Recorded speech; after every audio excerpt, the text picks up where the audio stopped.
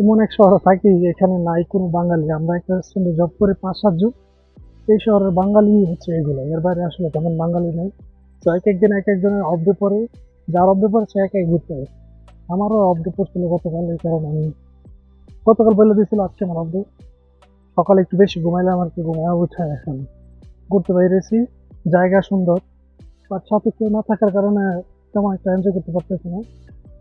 তো কিছু কিছু কিছু বিষয় আছে এখানে, যেমন ধরেন আপনি যত দামি কাপড়ে পরেন, যখন এগুলো আপনি একা পরবেন ভালো লাগবে না, মানে আশেপাশে কেউ নাই পরতেছেন, মানে it doesn't make any sense. Also আপনি যত ভালোই খাবার খান, যদি একলা একটা টেবিলে বসে খান, এটা তেমন মজা নেই। সেম থিং, যত ভালো জায়গায় ঘুরেন, একলা ঘুরার মজা হয়তো ওইভাবে পাওয়া যায় না যতটা পাওয়া যায় সাথে ফ্রেন্ড সার্কেল থাকলে।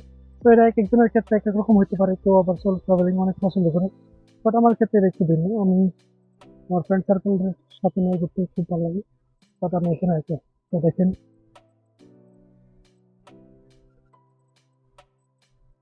Road two haven,